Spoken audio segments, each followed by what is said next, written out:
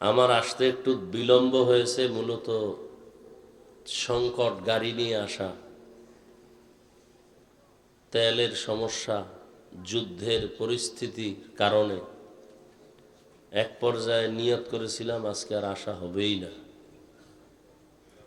মাগরিবের সময় ভিন্ন ব্যবস্থা করে এরপরে আসছি, রওনা দিয়েছি মাগরিবের নামাজের পরে ঢাকার থেকে। যদি ওই গাড়ি না হতো তো আজকে আর আসতাম না।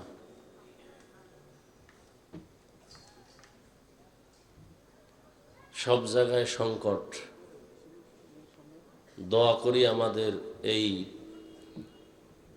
অস্থিতিশীল পরিবেশ, বিশ্বময়, এর থেকে গোটা জাতিকে, গোটা দুনিয়াওয়ালাদেরকে স্বাভাবিক জীবনে আল্লাহ ফিরায় দেন। আপনারা যারা তেলের লাইনে নাই, আপনারা মনে করেন বিপদ খালি আমগো। যদি আর 2-4টা মাসে যুদ্ধ অব্যাহতভাবে চলে, পুরা পৃথিবীটা পঙ্গু হয়ে যাবে। নিত্য দ্রব্যের দাম নাগালের বাহিরে চলে যাবে। তরু তরকারি, খানা দানা যা কিছু আছে, এক কথায় দুর্ভিক্ষ নেমে আসবে এই জমিনের মধ্যে। আল্লাহ এর থেকে আমাদেরকে হেফাজত করেন। এ দোষ কোনো বেঈমানকে দিয়া লাভ নাই। মানুষের জীবনের বেশিটা ক্ষতি করেছে মুনাফিকের গোষ্ঠীরা। মুনাফিক কারা? যারা ইসলামের ব্যানার ব্যবহার করে কিন্তু কাজ করে ইহুদির চেয়েও খারাপ। এ কারণে কাফের ভালো, মুনাফিক ভালো না। কাফেরের সাথে সমাজে চলার অনুমতি আছে ইসলামে, মুনাফিকের সাথে চলার অনুমতি নেই। কিন্তু মুনাফিক চিনবেন কি করে? আমার মতোই তো সব টুপিওয়ালা, পাগড়িওয়ালা, বরং আমাদের থেকে তাদের চেহারা আরো ভালো, আরো স্মার্ট। বড় কঠিন হালাত। আজকে মুসলিম বিশ্বের কাছে এত সম্পদ, আমার দেশেও সম্পদ কম নাকি? চোরের কারণে আমরা এই সম্পদ হারিয়ে ফেলেছি। সৌদি আরব, লেবানন, কুয়েত, কাতার, ইরাক, এরপরে মিশর, সব মুসলমান এক হয়ে গেলে আমেরিকা কেন, রাশিয়া কেন, কোনো বেঈমানের চোখ উঠায় তাকাবারও তো সুযোগ নেই। কিন্তু যে অন্তরে নেফাকি, মুসলমানকে ধ্বংস করবে মুসলমান দিয়া। আমাদের হুজুরের বিরুদ্ধে আওয়ামী লীগ, বিএনপিরা কিচ্ছু করতে পারে না, ওদের সাহসী হয় না। এই সাহস যোগায় আমগো লাইনের কিছু টুপিওয়ালা মুনাফিকেরা। আওয়ামী লীগের বাবার ক্ষমতা নাই একজন আলেমের বিরুদ্ধে চোখ উল্টায় কিছু বলবে। বিএনপির 14 পুরুষেরও ক্ষমতা নাই আলেমদের দিকে আঙ্গুল তুলবে। এই সাহসটা পাই মুনাফিকের কারণে, শুধু মুনাফিকের কারণে। তাবলিগ খারাপ এই কথা বলার সাহস পায় কেমনে? আর এক দল টুপিওয়ালা খারাপ বলে, ওই সুযোগেই অন্যরাও খারাপ বলে। না হয় যে আউজুবিল্লাহ বিসমিল্লাহ পারে না, নামাজ নাই, রোজা নাই, হালাল নাই, হারাম নাই, সে কোনোদিন তাবলিগের বিরুদ্ধে সাহস পাবে না কথা বলতে। কোন ইমামের বিরুদ্ধে কথা বলতে সাহস পাবে না, কোন আলেমের বিরুদ্ধে কথা বলার সাহস পাবে না। কিন্তু কই, আওয়ামী লীগেও তো আলেম আছে, ওলামা লীগ, বিএনপির মধ্যেও আলেম আছে। কি কর না কেন? ওলামা দল আছে না? সত্য কথা বলতে সমস্যা? এই কিছু তার সেরা মনে করে আমি আওয়ামী লীগের গাইল লইতেছি, বিএনপির গাইল লইতেছি, সাইজ করতেছি আমগো জাতি বেগো। এর বুঝার মতো কোনো মেধা নাই। এইরকম তার সেরা এখানে বহুত বসা আছে। ফট করে কবি হুজুরে রাজনীতির ওয়াজ করে, জুতা দিয়া কানের পর্দা ফাটায় দেওয়া উচিত। বেয়াদব কোথাকার।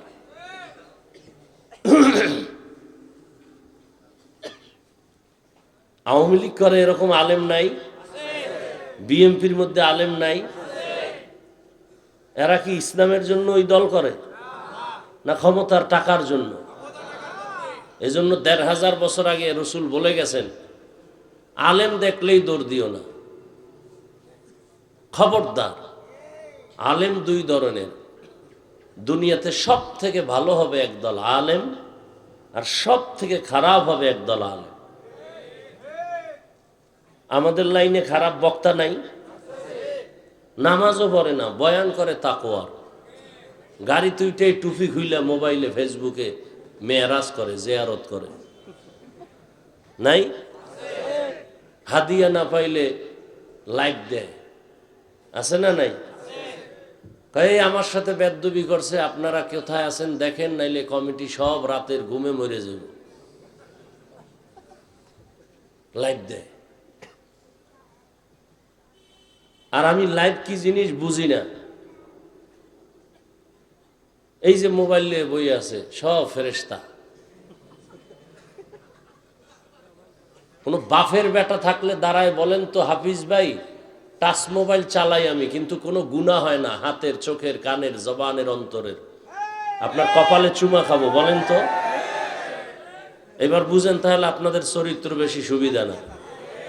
যারা টাচ মোবাইল চালায় এদের চরিত্র বেশি। সত্য কথা বলতে টেনশন করেন? যদি থাকে দাঁড়ান, আমি স্টেজ থেকে নিচে এসে আপনার কপালে চুমা খাবো, যে আপনি টাচ মোবাইল চালান কিন্তু গুনাহ করেন না। কত চরিত্রহীন আছে, টাচ মোবাইলের মধ্যে লক নাম্বার দিয়ে রাখছে, বউকে জানায় না। এই স্বামী নিঃসন্দেহে চরিত্রহীন, নিঃসন্দেহে চরিত্রহীন। ওর চরিত্র ভালো না, না হয় ওর মোবাইলের পাসওয়ার্ড বউ জানবে না কেন? কথা বলেন না কেন? ওটা কুলাঙ্গার, স্বামী নামের কলঙ্ক, চরিত্রহীন।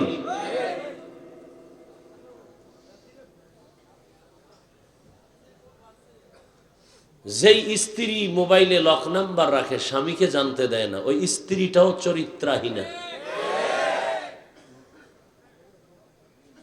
আল্লাহ হেদায়াত দান করুন। বসছেন বেহেশতের বাগানে, মোবাইলটা লইয়া করতেছেন কবিরা গুনাহ, বাহ চান কপাল।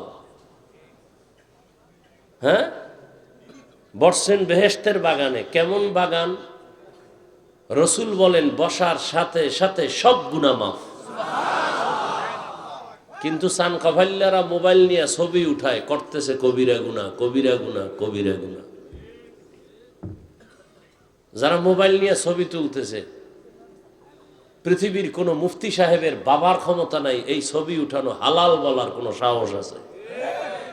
স্পষ্টই ছবি তোলা হারাম, হাজার কোটিবার কবিরা গুনাহ হারাম।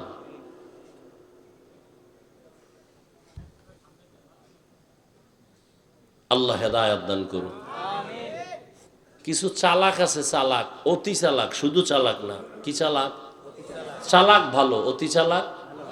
অতি চালাকের আর এক নাম বেয়াদব।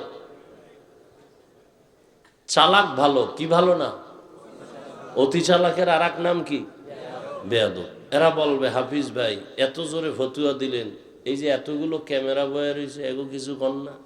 ও মনে করছে আমি বলদ, আমি এই প্রশ্নের উত্তর না যাই না বয়ানে বসছি। আল্লাহ হেদায়াত দান করুন। সংসার ধ্বংস হয়ে গেল এই মোবাইল। সন্তান মা বাবাকে জবাই করে, পেছনে কাজ করে মোবাইল। মা বাবা সন্তানকে হত্যা করে, ভাই ভাইকে জবাই করে, সহযোগিতায় কাজ করে কি? মোবাইল। ছাত্রদের লেখাপড়া ধ্বংস, কি কারণে? মোবাইল। চরিত্র শেষ, শারীরিক দুর্বলতা দিন দিন, হার্ট দুর্বল, চোখের পাওয়ার দুর্বল, কিডনি দুর্বল। কিসের কারণে? অথচ ডাক্তার দেখায় আমার কিডনি যেন নষ্ট না হয়, চোখ যেন নষ্ট না হয়, অথচ অনায়াসে আমাদের পুরো বডি নষ্ট হয়ে যাইতেছে। কিসের কারণে? এই খবরও নাই, অনেকে বিশ্বাসও করে না। কি বলেন আপনি?